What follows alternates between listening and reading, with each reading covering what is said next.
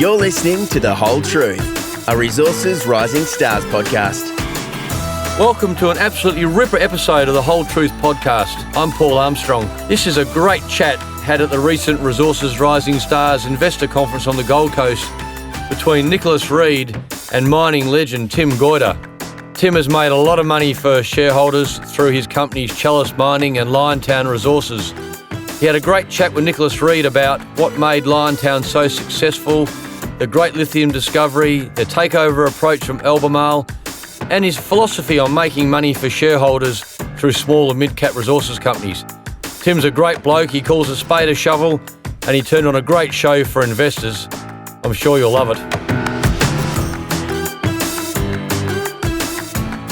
Tim barely needs an introduction. He's very well known to you for having overseen the transformation of Liontown from a junior microcap into one of the most outstanding success stories that this forum has seen. So rather than do a conventional page turn, I'm going to join Tim on stage here. Hope we don't fall off the edge and have a bit of a fireside chat. So Tim. It's a bit of a worry, Nick. I need a glass of red wine. Absolutely. But thanks for the introduction, Nick, and good afternoon to my shareholders out here, who I love. I'm just going to hand the clicker to Rob, because we do have a couple of supporting images to throw up behind us. Tim, firstly, thanks for your support of RRS, and thanks to you and Linda for being here for the couple of days. It's great to have you here.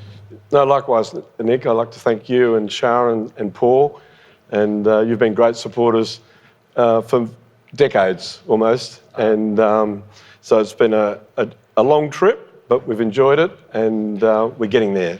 But thank you. I thought we might start with a bit of history, if that's okay, Tim, and Rob's going to throw up a slide behind us, which sort of summarises the Liontown journey. What an incredible journey it has been. Can you just give us a bit of a sense of, well, how did you get into lithium, and how did the Kathleen Valley story come about? Yeah, it looks quite depressing when you look at that screen there and you see the flat line, and you think, one of my mates said, is your share a bond? It just doesn't move.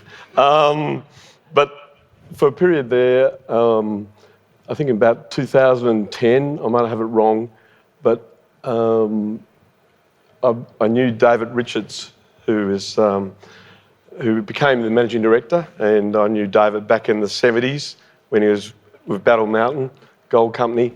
And David joined me and on escapade to Tanzania, and we were basically broke, but I had spent a fair bit of time in a country called Eritrea with Chalice Gold, and we did all right out of that one.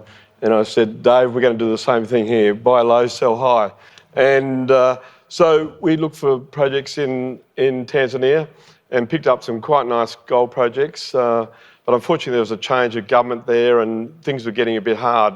So we had a bit of a closed door conversation. We decided collectively as a board to look for new age minerals, and that's when we decided to get into lithium. And there was a lithium project in Tanzania which we pursued briefly. But we also looked internationally right through Africa, and we were very much aware of the ones in the DRC and Ethiopia and Namibia, South Africa. We went to Canada. In fact, Chalice was working in Canada at that point. So we went through a half a dozen projects there now, and we probably should have grabbed a lot, but we decided, well, let's concentrate in West Australia, which we did. And we picked up 4 projects, Bino, Kathleen Valley, and Boldonia, and one other. And so that's how we got into lithium.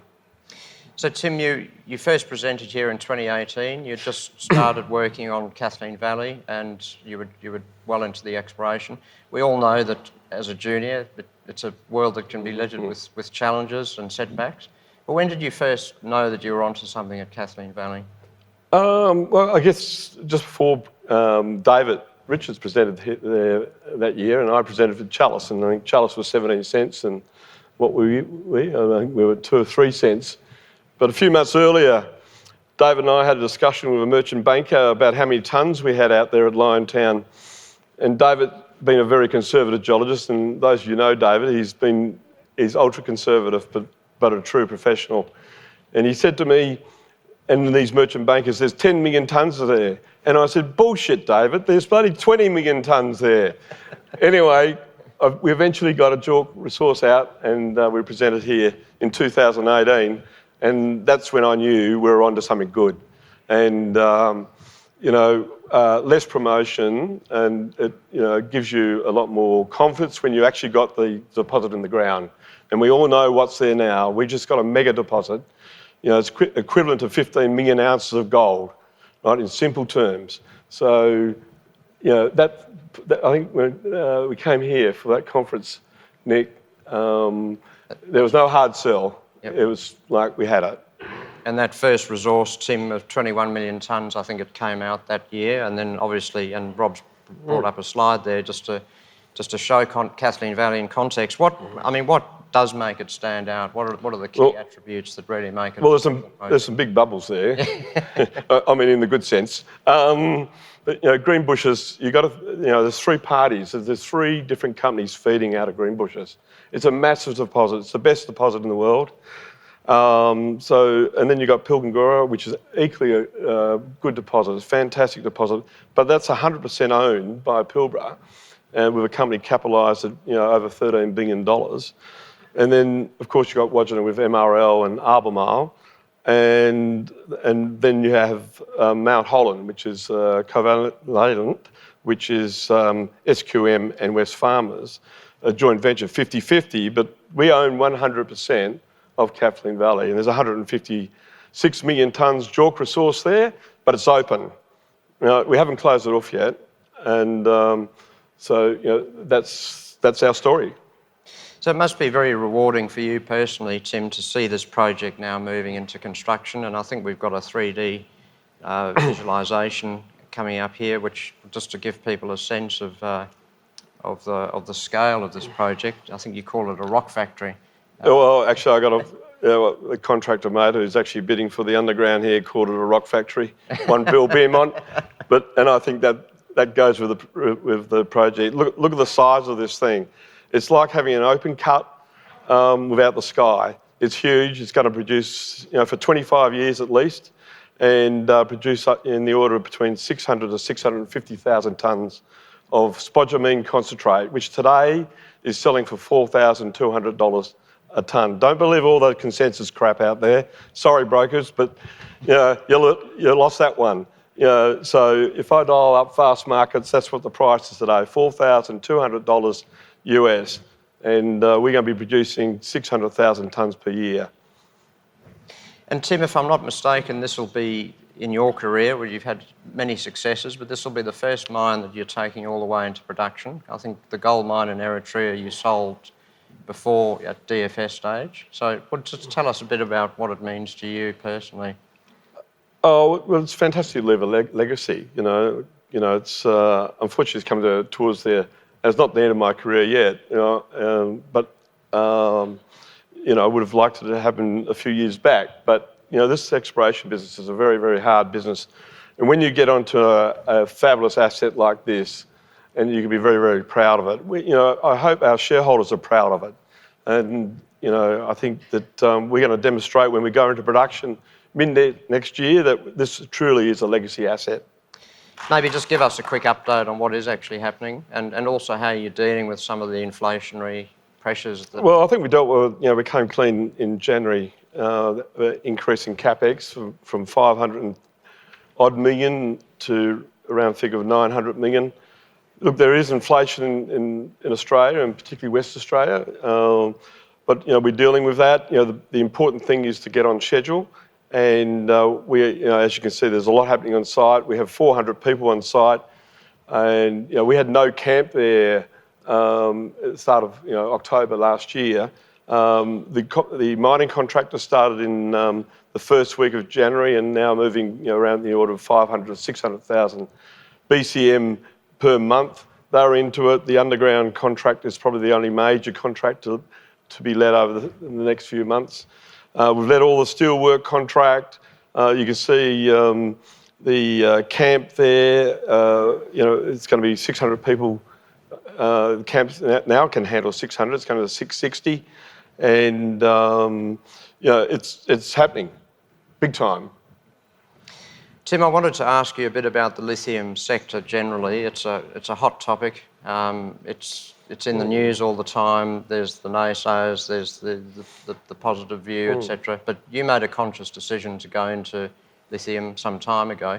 Give us your view on your take on the broader outlook for the. Well, I think you got to unwind all the emotion around it. What is EV? What is lithium used for? EVs and more units, power units.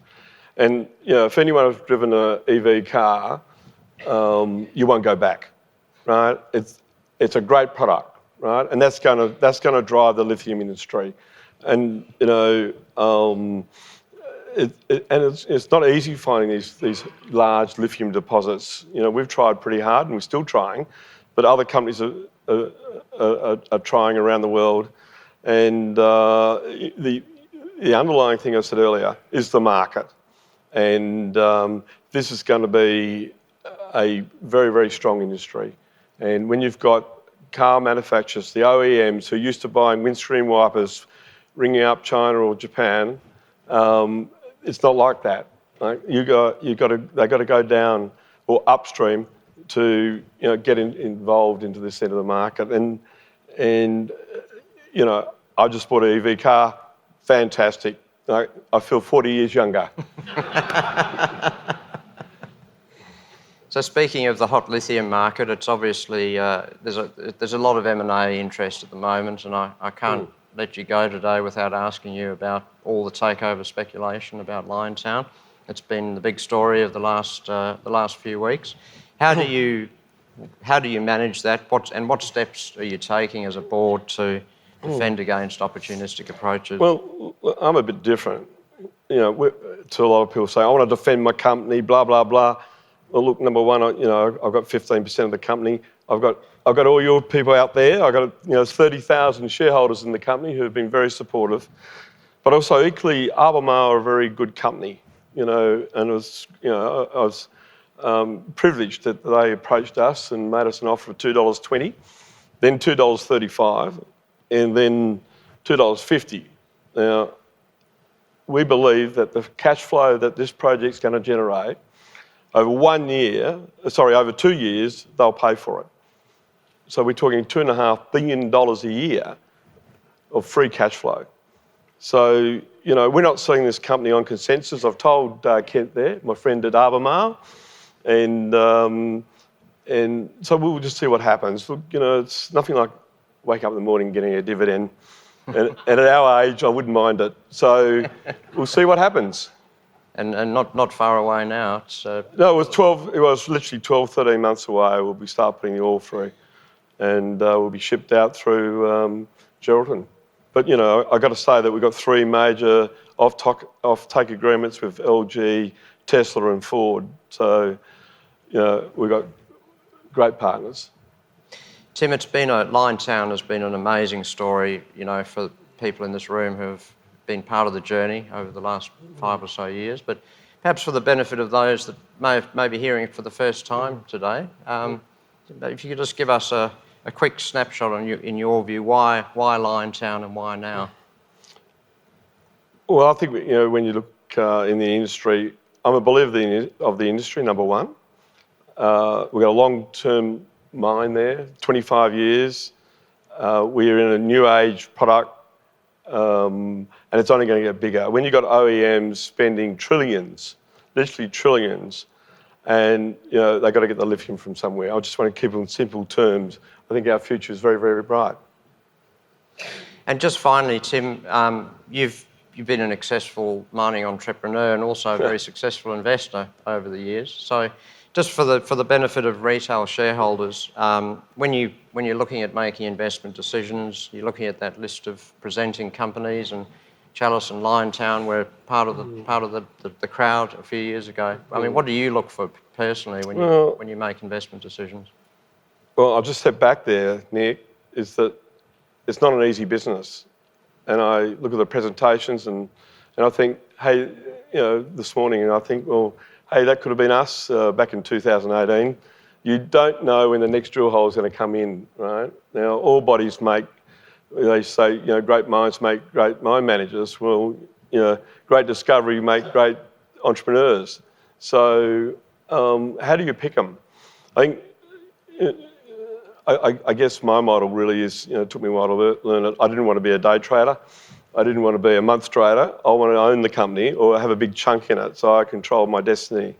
So then, for investors, I'd line up with people who've actually written a check out. And it's very hard to get geologists to pull a few dollars out of their pocket. I'll give you the tip. But if you find one, they're worth backing. And look, I'm not a geologist, and I've been in this trade. I've picked my first tenement at 20 years old. But I think that you've got to have perseverance. You've got to have energy, real energy. You've got to be able to get up and get after you've been knocked down 15 times. And I've had brokers slam the door on me, and that's pretty hard when you're trying to raise money.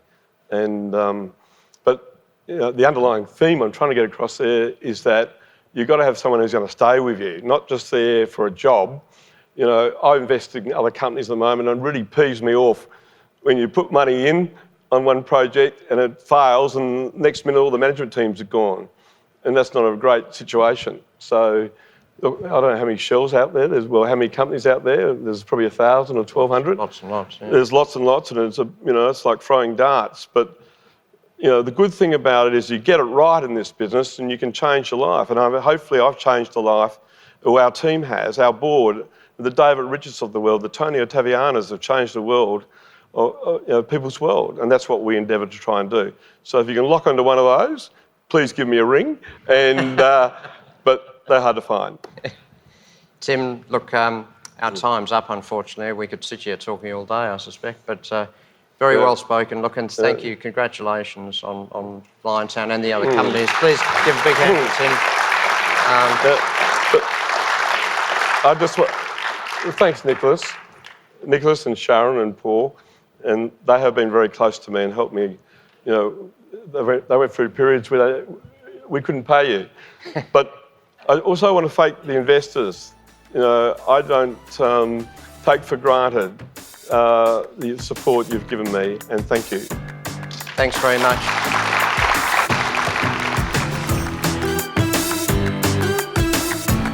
You've been listening to The Whole Truth, a Resources Rising Stars podcast, produced by Resource Media, hosted by Paul Armstrong for Reed Corporate. Please note that Reed Corporate does not provide investment advice, and investors should seek personalised advice before making any investment decisions.